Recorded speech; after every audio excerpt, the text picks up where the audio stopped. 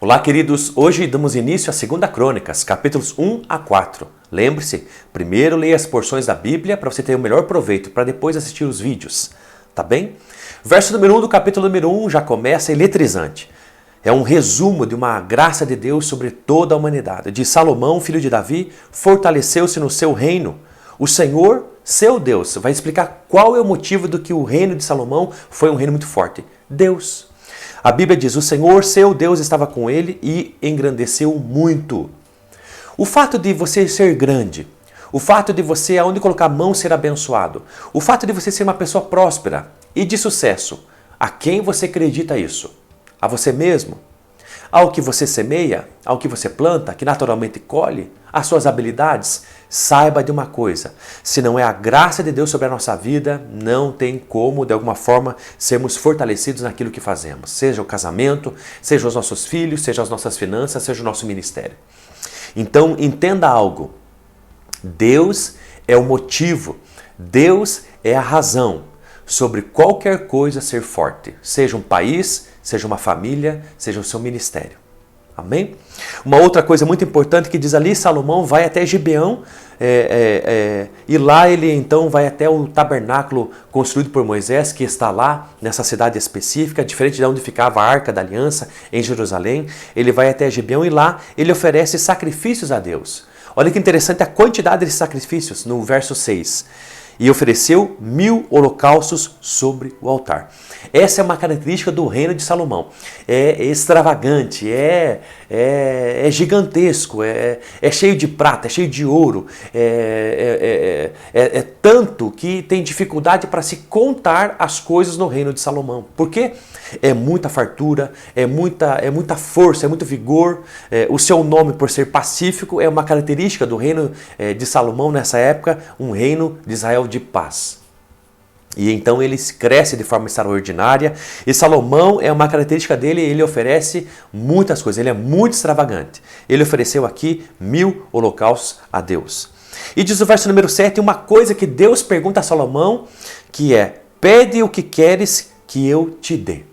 Eu fico pensando se Deus perguntasse isso para mim. Se Deus perguntasse isso para você, já imaginou? O que você quer que eu te faça? O que você quer que eu te dê? Qual seria a sua resposta? A resposta de Salomão foi, Deus, me dê sabedoria. Me dê sabedoria porque o povo de Israel é tão numeroso contra o pó da terra e eu preciso ter sabedoria para estabelecer justiça como rei. Eu preciso ter sabedoria para distinguir entre o certo e o errado. Então me dê sabedoria para ser rei de Israel. Essa foi a resposta de Salomão. Ele não pediu bens, ele não pediu riqueza, ele não pediu poder, ele não pediu que os seus inimigos fossem mortos. Deus inclusive fala isso para ele, mas ele pediu sabedoria. Se Deus te fizesse essa pergunta, qual seria a sua resposta?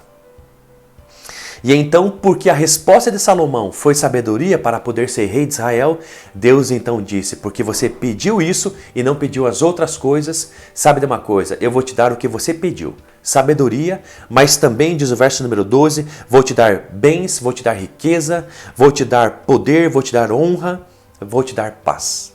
Olha que coisa mais preciosa. Vem com a sabedoria, vem todas essas coisas. Talvez você está à procura de honra, talvez você está à procura de poder, de bens e de riqueza. Saiba de uma coisa, procure sabedoria e você vai ter as outras coisas.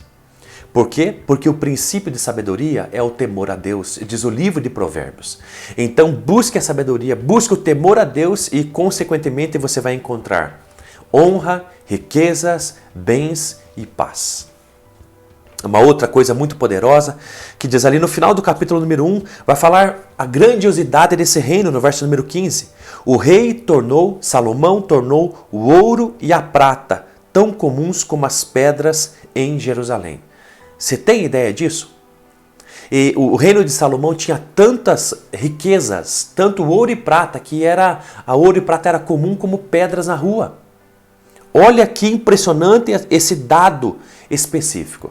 E me impressiona o verso número 16. Os cavalos de Salomão eram trazidos do Egito. E os comerciantes do rei os recebiam de coa por preço determinado. Essa informação é uma informação muito importante.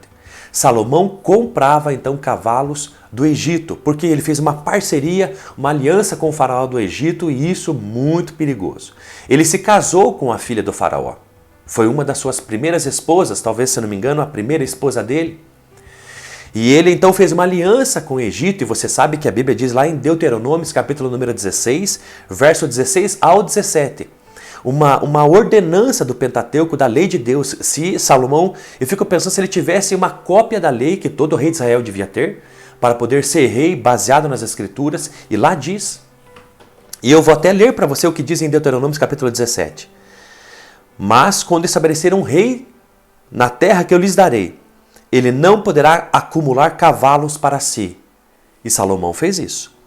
Nem fará voltar o povo ao Egito para conseguir mais cavalos. E Salomão fez isso, inclusive se casou com a filha do faraó. E nunca mais voltareis para esse caminho. Também não tomarás para si mulheres para seu coração, para muitas mulheres, para que o seu coração não se desvie. Nem ajuntará para si muita prata ou ouro. Olha que coisa mais interessante. Todas essas coisas, o mais sábio do mundo que havia pedido para Deus sabedoria e Deus concedeu, estava fazendo exatamente isso. Parceria com o faraó do Egito, comprando do Egito cavalos, e Deus disse lá em Deuteronômio 7 que não era para fazê-lo, e não ser dado a muitas mulheres, porque poderia se desviar seu coração, nem ser dado a muito ouro e prata. E era exatamente isso que Salomão estava fazendo. Como que é possível? O mais sábio cometer esses erros. E eu fico pensando ainda que Deus concedeu a ele essa graça, esse dom, essa sabedoria, e ele inclusive se corrompeu, mesmo sendo o mais sábio. Sabe de uma coisa? É bem possível Deus nos dar as coisas, e essas coisas, mesmo que essas coisas nos levem a um erro específico. Sabe de uma coisa? Tome cuidado com as suas orações e tome cuidado com aquilo que Deus lhe dá. Não porque a falha está em Deus, mas não permita que aquilo que Deus lhe dá, um dom, um talento, uma habilidade, uma graça, um recurso, um sucesso, não permita que essas coisas endureçam o seu coração. Não coloque o seu coração nessas coisas, nos cavalos, nas mulheres, no ouro e na prata, e esqueça de colocar os olhos em Jesus Cristo. Que nele estejam os seus olhos e sua prioridade. No capítulo número 2 vai falar então sobre essa intenção de Salomão de construir duas grandes coisas. Uma casa para si e um templo ao Senhor, diz o verso número 1. E Salomão não poupou despesas nessas duas obras, seja na sua casa, a casa para o rei, seja numa casa para Deus. E inclusive diz o verso número 7 que ele chama pessoas habilidosas. Agora envia-me um homem habilidoso no trabalho para com ouro, prata, bronze, ferro, tecido de púrpura, vermelho e azul. Olha que interessante, um homem que saiba entalhar.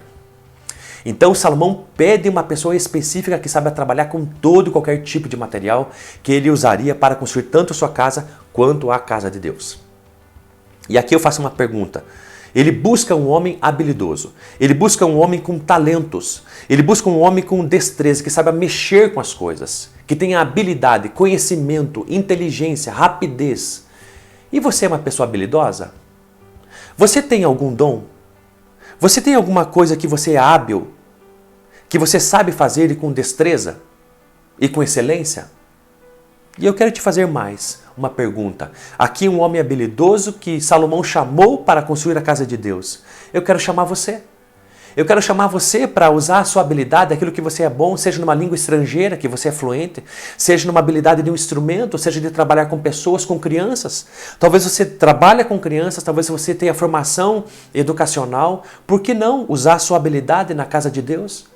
Então eu quero chamar você em nome de Jesus, use as suas habilidades, não apenas os seus dons espirituais, mas use aquilo que humanamente você conquistou, que talvez você levou uma vida, que você pagou um preço para obter. Use isso na obra de Deus, na casa de Deus, para o amor ao próximo e para a glória de Deus.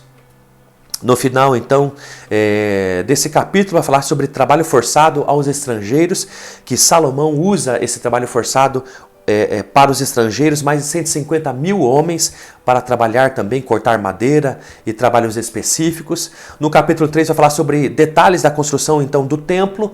Era tão grandioso e tudo coberto de ouro, revestido de ouro. Diz o verso número 9 um detalhe.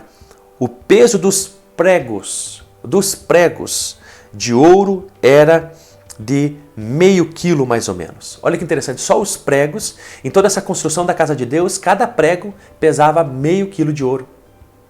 Olha que interessante, olha a riqueza, olha a majestade, olha, Salomão não poupou realmente despesas concernentes a essas coisas.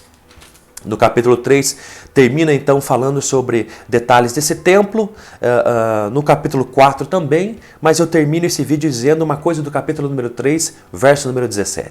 Levantou as colunas diante do templo, uma à direita e outra à esquerda, e deu o nome de Jaquim, a que estava à direita, e o nome de Boaz, a que estava à esquerda. O que é isso? Salomão construiu o templo de Deus e na porta de entrada do santo lugar, ele fez duas colunas enormes, revestidas de ouro. E ele deu o nome a essas duas colunas, uma de Jaquim, outra de Boaz. Jaquim significa ele, Deus estabelece, e Boaz é a nossa força. Olha que interessante. Quando Deus é o que nos estabelece naquilo que nós fazemos. Deus é o que nos estabelece, era isso que significava aquelas duas colunas na entrada de toda aquela construção. Que Deus estabelece e é Ele que fortalece. E eu faço essa pergunta para você. Deus é isso na sua vida? É o que te estabelece e o que te dá força diariamente? Saiba de uma coisa, Deus estabeleceu Israel na terra prometida e diariamente, pela fé nele, dava força àquele povo. Que Deus seja assim comigo e com você. Deus te abençoe.